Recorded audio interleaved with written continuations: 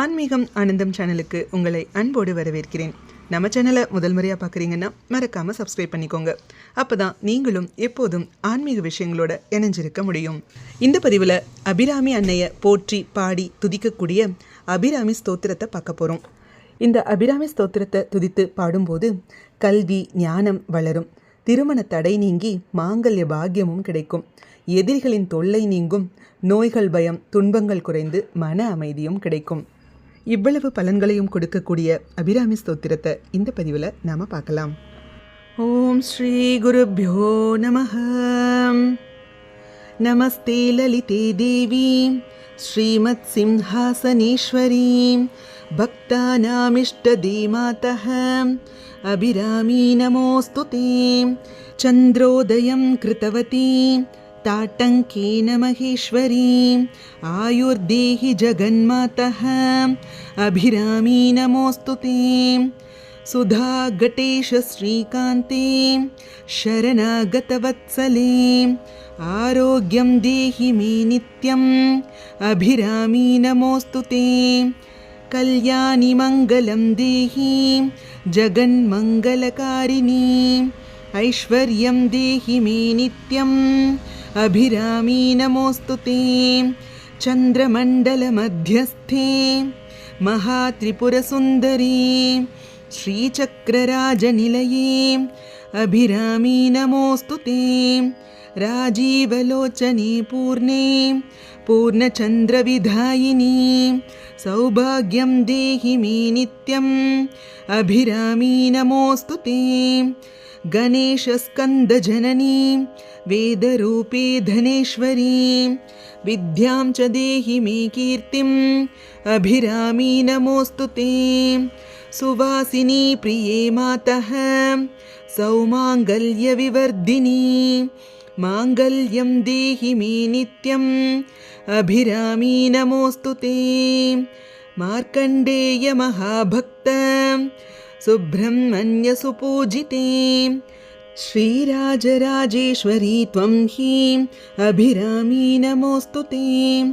सान्निध्यं कुरु कल्याणी मम पूजा गृहे शुभे बिम्बे दीपे तथा पुष्पे हरिद्रा कुङ्कुमे मम अभिराम्या इदं स्तोत्रं यः पठेत् शक्तिसन्निधौ आयुर्बलं यशो वर्चो मङ्गलं च भवेत् सुखम् इति अभिरामि स्तोत्रं सम्पूर्णम्. हरिः ओम् श्री गुरुभ्यो नमः. हरिः ओम्. இந்த அபிராமி ஸ்தோத்திரத்தில் ஒவ்வொரு ஸ்லோகத்துக்கும் ஒவ்வொரு பலனுண்டு. அதனால் ஒவ்வொரு ஸ்லோகத்திற்குரிய விளக்கத்தையும் அதற்குரிய பலன்களையும் தெரிஞ்சுக்கலாம். முதல் ஸ்லோகம் நமஸ்தே லலிதே தேவி. இந்த ஸ்லோகத்திற்குரிய தமிழ் விளக்கம். சிம்மாசனத்தில் வீற்றிருக்கும் லலிதாம்பிகையே, பக்தர்களுக்கு தாயாக இருந்து அவர்களை காக்கும் பராசக்தியே, உமக்கு என்னுடைய பணிவான வணக்கங்கள். இந்த ஸ்லோகத்தை துதிக்கும் பொழுது மன அமைதி கிடைக்கும், தெய்வ அருள் பெருகும், புதிய நல்ல தொடக்கங்கள் வெற்றியடையும். இரண்டாவது ஸ்லோகமான சந்திரோதயம் கிருத்தவதி. இதற்குரிய தமிழ் விளக்கம். சந்திரனை போன்ற குளிர்ச்சியான அருளை வழங்குபவளே, உலகின் அறியாமை என்னும் இருளை நீக்கி ஞான ஒளி தரும் அன்னையே, உன்னை வணங்குகிறேன். இந்த ஸ்லோகத்தை துதிக்கும் பொழுது கல்வியில் முன்னேற்றம் ஏற்படும், ஞானம் புத்தி கூர்மை வளரும், மனக்குழப்பங்கள் நீங்கும். மூன்றாவது ஸ்லோகம் சுதா கட்டேஷ. இந்த ஸ்லோகத்தோட பொருள் பார்க்கலாம். அனைத்து துன்பங்களையும் அகற்றி பக்தர்களின் வாழ்க்கையில் நன்மையை வளர்க்கும் கருணை மிகு அன்னையே, உன்னை சரணடைகிறேன். இந்த ஸ்லோகத்தை துதிக்கும் பொழுது குடும்பத்தில் ஒற்றுமை ஏற்படும், தடைகள் விலகும், எதிரிகளின் தொல்லைகளும் குறையும். நான்காவது ஸ்லோகம் கல்யாணி மங்களம் தேகி. இதற்குரிய தமிழ் விளக்கம். அனைத்து மங்களங்களுக்கும் காரணமான அன்னையே, நல்ல ஆரோக்கியம், செல்வம், புகழ் மற்றும் நல்வாழ்வை அருள் புரிவாயாக. இந்த ஸ்லோகத்தை துதிக்கும் பொழுது திருமண தடைகள் நீங்கும், குடும்ப மங்களம் பெருகும், செல்வ வளமும் அதிகரிக்கும். ஐந்தாவது ஸ்லோகமான சந்திரமண்டல மத்தியஸ்தே. இந்த ஸ்லோகத்திற்குரிய தமிழ் விளக்கம்.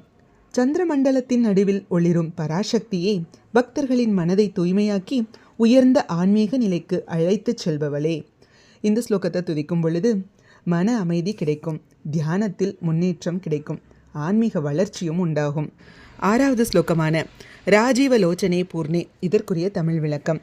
தாமரை போன்ற அழகிய கண்களை உடைய அன்னையே, எப்போதும் கருணையுடன் பக்தர்களை காத்து அவர்களின் வேண்டுதல்களை நிறைவேற்றுபவளே. இந்த ஸ்லோகத்தை துதிக்கும் பொழுது நினைத்த காரியங்கள் நிறைவேறும். வேலை, தொழில், வியாபாரத்தில் நல்ல முன்னேற்றம் கிடைக்கும். குடும்பத்தில் சந்தோஷமும் செழிப்பும் பெருகும். 7வது ஸ்லோகமான கணேச ஸ்கந்த ஜனனி இந்த ஸ்லோகத்திற்குரிய தமிழ் விளக்கம். அபிராமி அன்னையே, எனக்கு கல்வி, ஞானம், நல்ல புகழ், நல்லொழுக்கம் ஆகியவற்றை அருள்வாயாக. அறியாமையை நீக்கி வாழ்க்கையில் உயர்வு தரும் அறிவை வழங்கும் தாயே, உன்னை வணங்குகிறேன். இந்த ஸ்லோகத்தை துதிக்கும் பொழுது கல்வியில் சிறந்த முன்னேற்றம் அடைய முடியும். நினைவாற்றலும் அதிகரிக்கும். நல்ல பெயரும் புகழும் கிடைக்கும். மாணவர்கள், ஆசிரியர்கள், கலைஞர்களுக்கு மிகவும் சிறந்த ஸ்லோகமாகும். 8வது ஸ்லோகமான சுவாசினி பிரியே மாதக இந்த ஸ்லோகத்திற்குரிய தமிழ் விளக்கம். அபிராமி அன்னையே, எப்போதும் மங்களகரமான வாழ்க்கையை அருள்வாயாக. குடும்பத்தில் சுப நிகழ்வுகள், அமைதி, செல்வம், நலன் அனைத்தும் நிலைத்திருக்க உன்னுடைய அருள் வேண்டும். மேலும் இந்த ஸ்லோகத்தை துதிக்கும் பொழுது குடும்பத்தில் மங்களம் பெருகும். திருமண தடைகள் நீங்கும். கணவன் மனைவி ஒற்றுமை அதிகரிக்கும். சுபகாரியங்கள் எளிதில் நடைபெறும். 9வது ஸ்லோகமான மார்க்கண்டேய மகாபக்த இந்த ஸ்லோகத்திற்குரிய தமிழ் விளக்கம். மார்க்கண்டேய முனிவராலும் முருகப்பெருமானாலும் போற்றப்படும் அபிராமி தேவியே, பக்தர்களின் துன்பங்களை நீக்கி நீண்ட ஆயுளும் அருளும் வழங்குபவளே.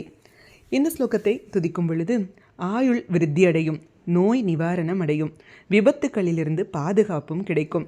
பக்தர்களுக்கு தெய்வ அருளும் எளிதாக கிடைக்கும். 10வது ஸ்லோகம் சாநித்தியம் குரு கல்யாணி இந்த ஸ்லோகத்திற்குரிய தமிழ் விளக்கம். அன்னையே, என் இல்லத்திலும் பூஜை அறையிலும் எப்போதும் உன் தெய்வீக சந்நிதி நிலைத்திருக்க அருள்வாயாக. என் வாழ்க்கை கல்யாண குணங்களால் நிரம்பட்டும். இந்த ஸ்லோகத்தை துதிக்கும் பொழுது வீட்டில் தெய்வ சக்தி நிலை பெறும்.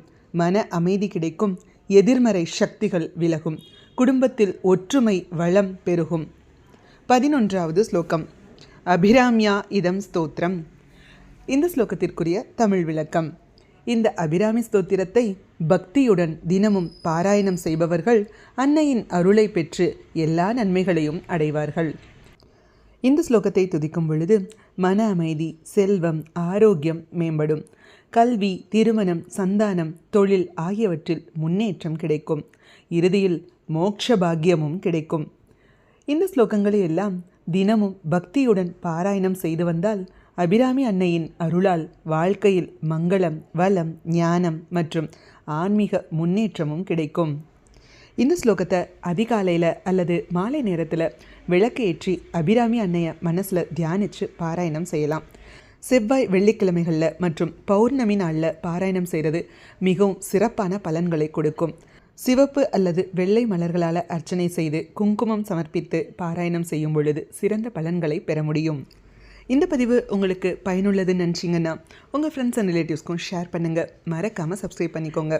இது போன்ற ஆன்மீக விஷயங்களுக்கு தொடர்ந்து நம்ம சேனலோட இணைஞ்சிருங்க. நல்லதே நடக்கட்டும், நன்மையை பிறக்கட்டும். நன்றி, வணக்கம்.